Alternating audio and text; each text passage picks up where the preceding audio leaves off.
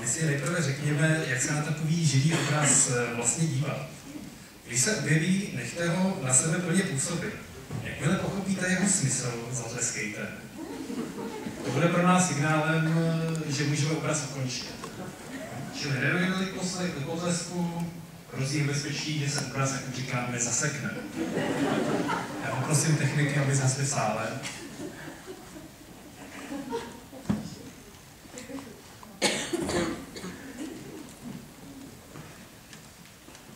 Tak prosím světlo. Jančiška těsně předtím, než mu vystřelili levé oko.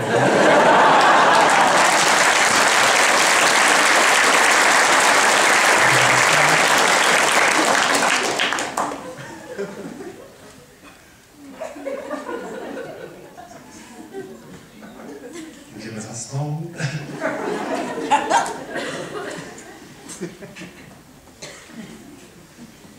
Tak prosím světlo.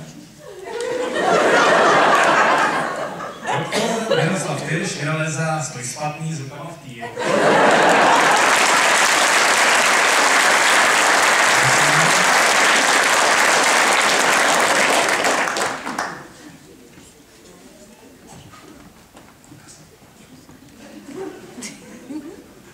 Prosím světlo.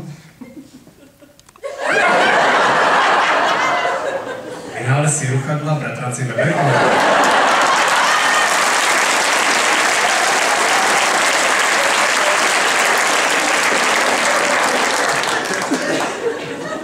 Teď si předvedeme takzvané obrazy podvojné. Jedná se o dva po sobě jdoucí obrazy, přičemž druhý vznikne z prvního nepatrnou změnou. Často jen změnou názvu. Prosím světlo. Přemysl Oráč očekává příchod Libušina poselstva.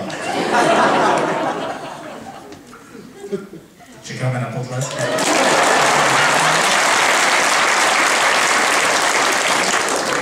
Můžeme zasnout. Tak prosím světlo. Malá změna a už jde o jiný obraz. Čechy je vykonává naše stará práva.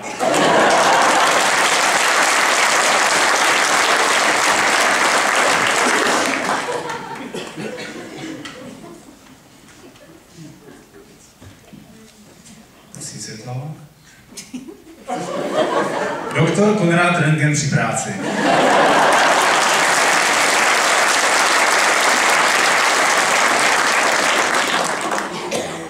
Prosím světlo. Karel Havlíček Borovský hledí smrti vstříc.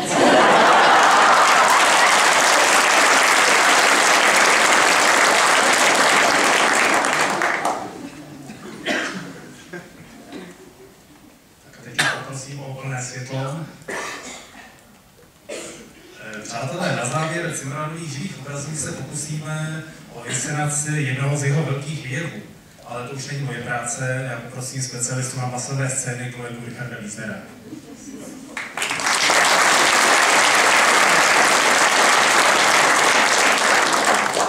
Na závěr této přehlídky Cimrmanových živých obrazů se pokusíme o inscenaci jednoho z jeho velkých výjevů, který Cimrman zkomponoval pro vzájemně pojišťovací banku Slávy a která nese název Škodu nezjistí, kdo se pojistí.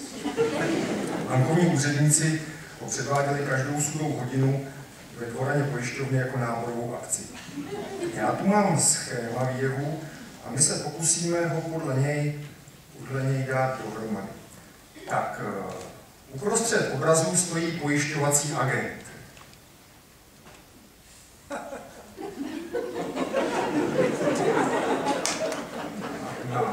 V levé části obrazu stojí 3 nepojištěnci.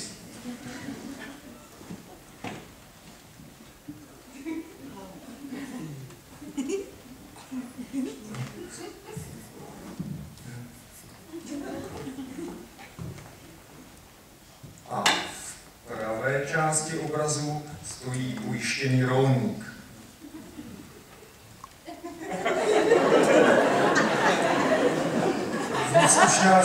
Víc už nás bohužel není, takže teď poprosím o pomoc vás, diváků. nebojte se, nejde o žádný herecký výkon. Jde jenom o to, aby jsme opravdu ten obraz zaplnili tak, jak to měl Zimmermann vymyšleno. Tak já v první vlně budu potřebovat 3 muže a jednu ženu. Já mám vyhlédnuté tyhle 2 pány. Poprosím paní starostku. Pojďte tak tady kudy. A ještě bych tady Michal Kerného poprosil.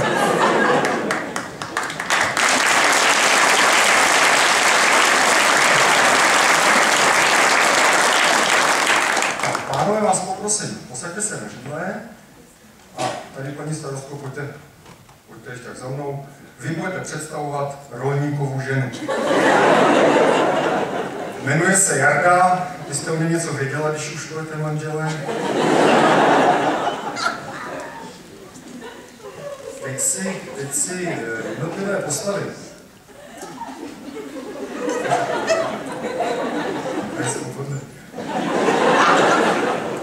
Pojďme si rozebrat jednotlivé postavy. Tak, kolega Topštejn bude představovat postavu člověka, který je rozhodnut už najisto, že se pojistí a tak se hlásí o potřebné tiskopisy. Tak, až potom.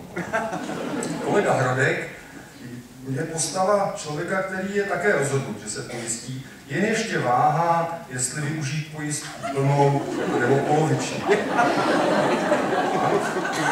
A kolega Knop, ten si je také rozhodnut, že se pojistí, jen kouká, jestli na to má.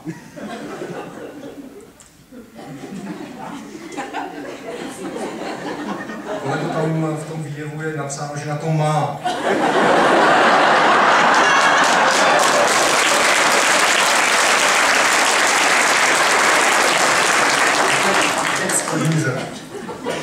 Mám tady na pravé straně, vy jste sice vyhořel, nebyl jste pojištěn, ale ani to vás nepřesvědčilo k tomu, abyste se pojistil. Vy jste vlastně v celém výjevu postava záporná, až nesympatická.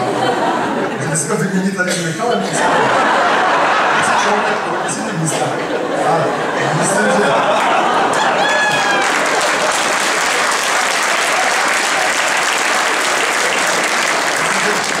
To bude takový lepší typ. Vypadá to pojištěnictví. Kdo se nesnáší? Pojišťovnictví, tak.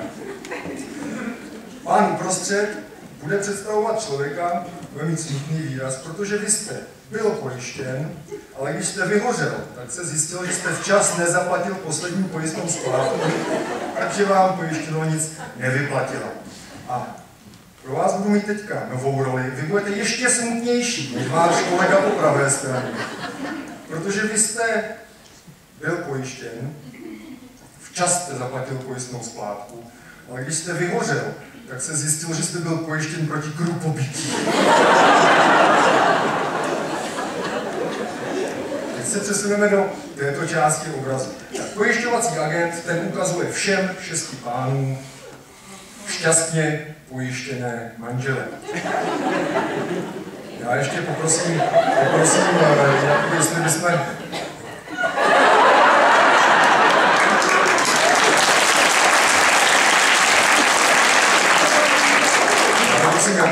Ještě přinesl šátek a dali bychom paní starostce šátek, aby dostala takový venkovský vzhled. Vám bude slušet všechno.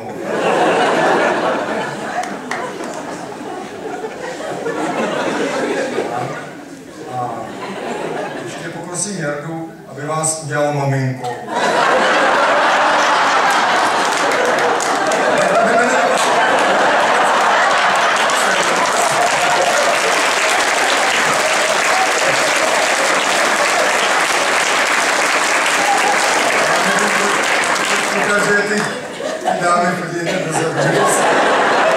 Z časových důvodů řešíme panenku.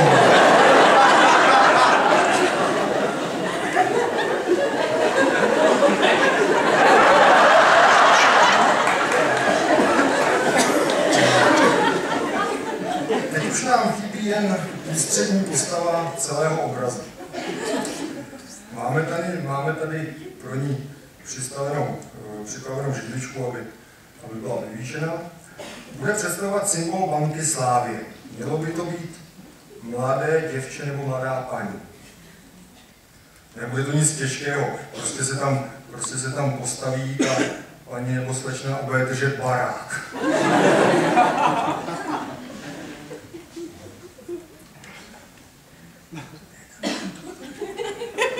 Jenom takové, to se to není. Ale tady máte jeden malý detail, by tady byl. Ta dívka musí být nahá. Tak ne, úplně nahá ne. Má mít přes prsa, přesněji mezi prsy, šerpu v národních barvách. Takže si myslím, že by to mohlo být hezké.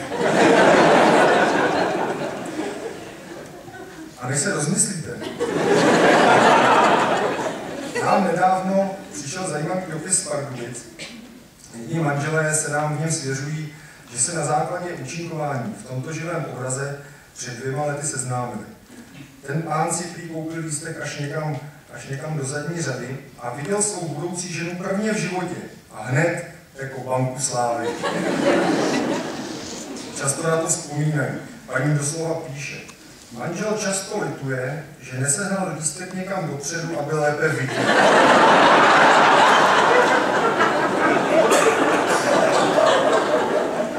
Tak už se nějaká paní nebezpečná rozmyslela? Ne, tak my budeme muset přistoupit k dalšímu rezervnímu řešení. Slékneme kolegu z Kopala. Ponožky si můžete nechat.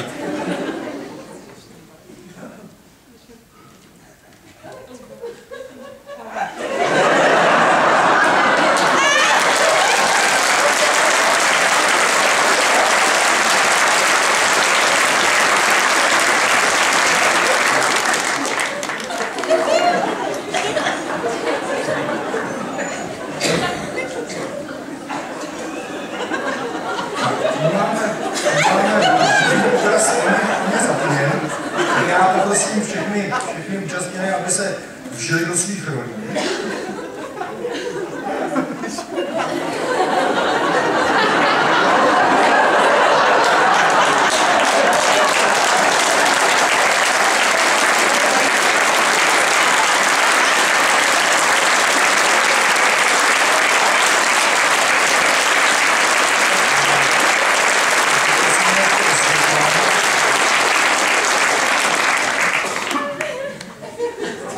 Necháme obraz na sebe až do přestávky tiše, ale tiše působit. Ještě jsem vás chtěl upozornit na jednu zajímavou věc. Postava váhajícího nepojištěnce, je to tato postava uprostřed. Tak. Na ní je zajímavé to, že ať se na vás, nebo ať se na něj díváte z kterékoliv strany, tak pořád máte pocit, že se na vás dívá. Nejdřív se o tom přesvědčí levá polovina sálu. Teď se přesvědčí pravá polovina sálu.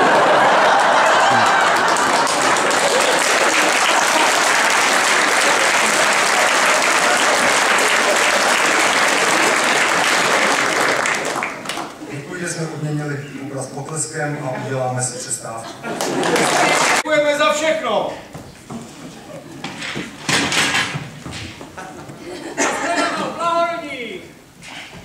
Cože? Na severní točnu. Tak pěšky, u nás bliže. Náčelník? Náčelník té? Sabáky nemáme, my místo psů máme tohodle. Silák, on je jako 10 sabák. Prosím? Z Prahy. Nesteraj. Ale vy také Slované, Češi.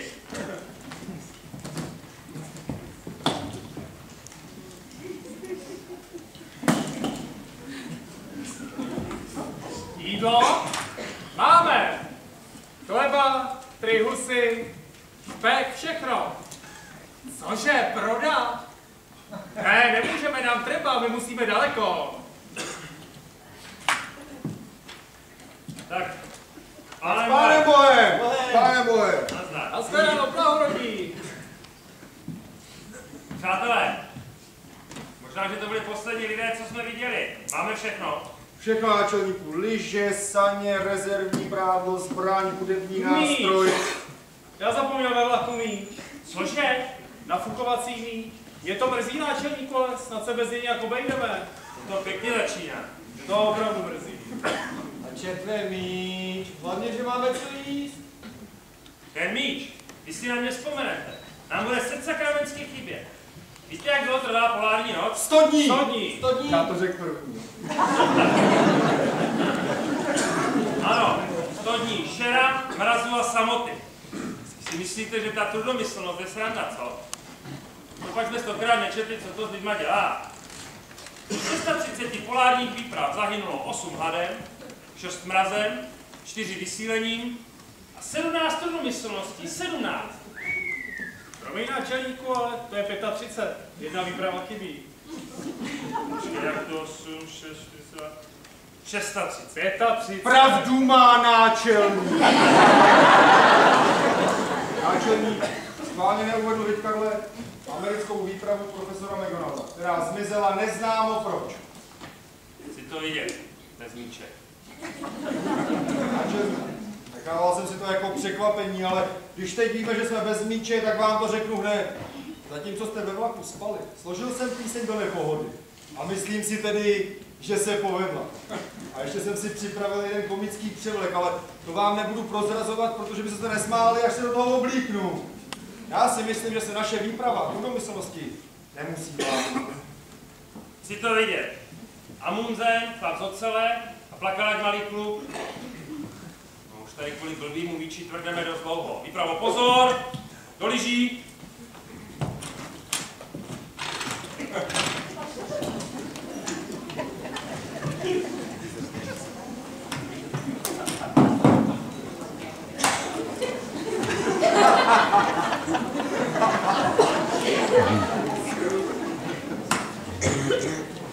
Zapřahat.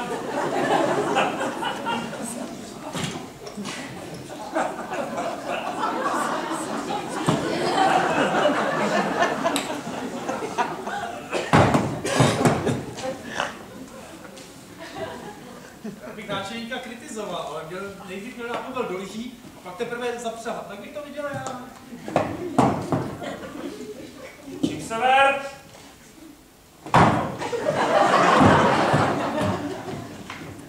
Směr sever. Bohužel.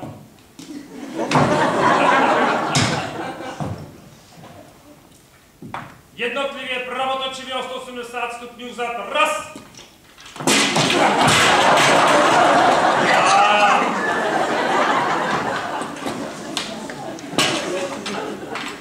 Náčelníku, myslím, že jsem dobře navazal.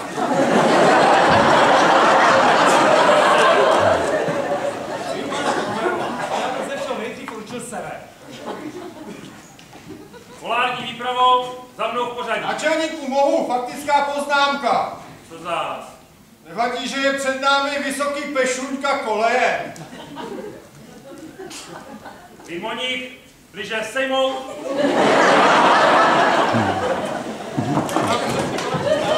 Jo, pořádku.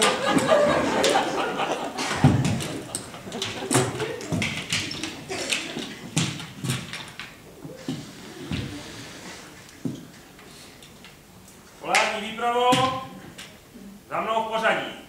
Náčelník Karel Němec zde, lékárník Vojtěch Šofr, Zde! pomocný učitel Václav Poustka, Zde. potah Karel Frištenský, směr severně Nový Pol, hajdy, před!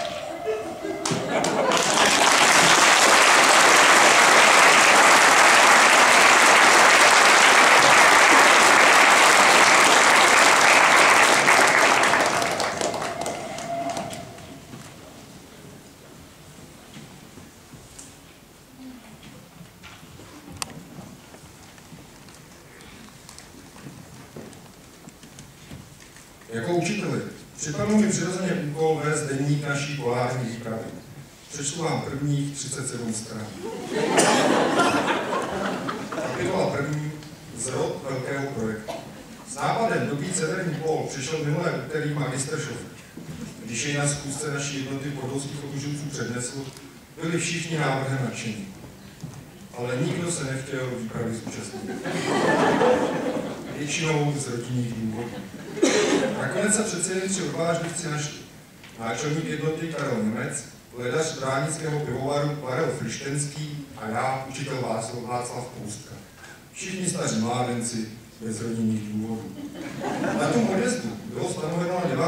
prosince 1908. Dopoledne jsme ještě lehce trénovali ve Vltavské ledové tříšti u Národního divadla a ve 13 hodin unášel nás jich vlak z druhé koleje nádraží Františka Josefa směrem na sever.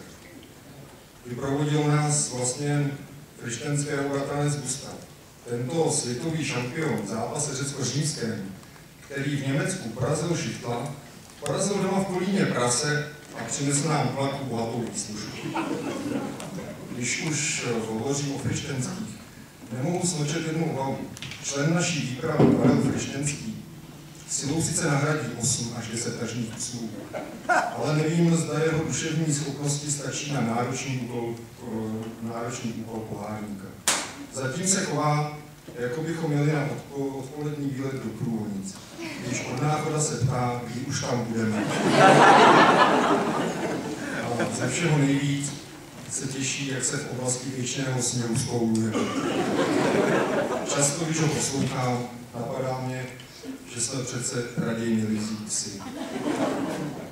Na cestě z nejsevernějšího sibirského nádraží po pobřeží Ledového oceánu se nestalo nic mimořádného a proto přečtu pouze názvy kapitol.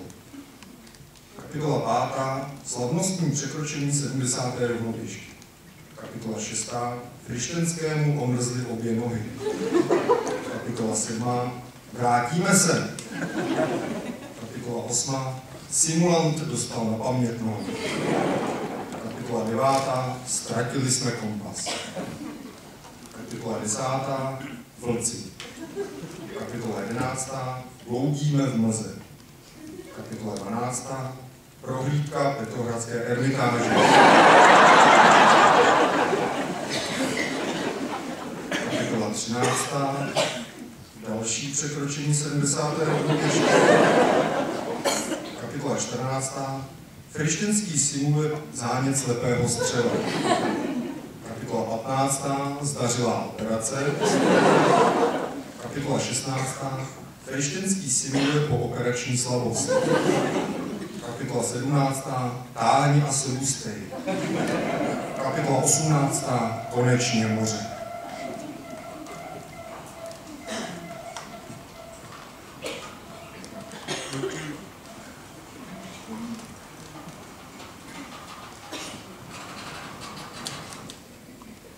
Poslyš, náčelníku, a víš to jistě? To je dokázané. Kolik je hodin? Za 10 minut půl třetí.